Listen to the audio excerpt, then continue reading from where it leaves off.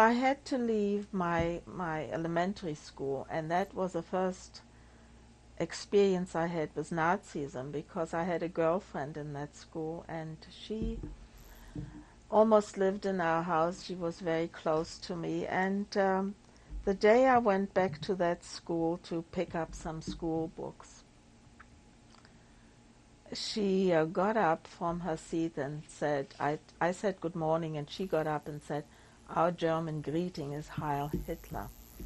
And that was, you know, from a friend that I had for so many years, a very traumatic experience because I just couldn't figure it out.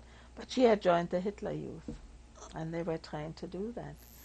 Also, on the day that Hitler came to power, I remember going down the stairs with my father. He was going to work, I was going to school, and a neighbor of ours who had always greeted us very kindly, good morning, Herr Vulkan, you know, how are you? Spit at my father and called him a dirty Jew. And this was more or less at the beginning of the Hitler era.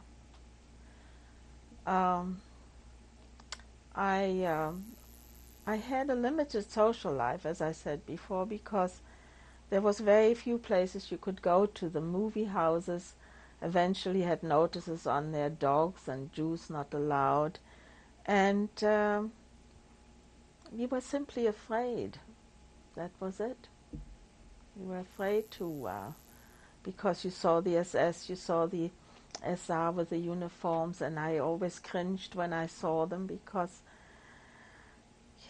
I knew I was a Jew, although they didn't maybe recognize me as a Jew. It wasn't written on my face, but it was very frightening. Maybe I should tell you what I actually experienced in Germany between those years, 1933 and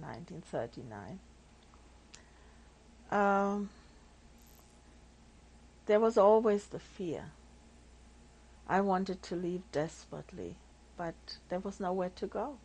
I saw many instances in Berlin where Jews were beaten. One particular instance was where next to our store there was a little synagogue, a Stiebel they called it, where one day the Hitler Youth went in there and they threw out all the Sefer Torahs and the scrolls and books, prayer books, and they were setting them on fire.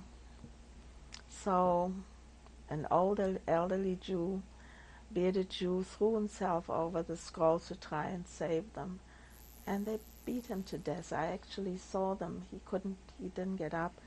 There was a policeman standing on the other side, and he turned his head and he didn't come to his help. That was one instance. Another instance was in front of a police station. They rounded up some Jewish people, and like they were standing like parading, and there were two women with their shopping bags on the other side, and I was standing next to them, and one of them said, "Where are they taking those Jews?" So the other one said, "Oh, I guess they take them to a concentration camp." So the other one said, "Concentration camp? That's too good for them. They should march them into the Spree," that was the river, and drown them.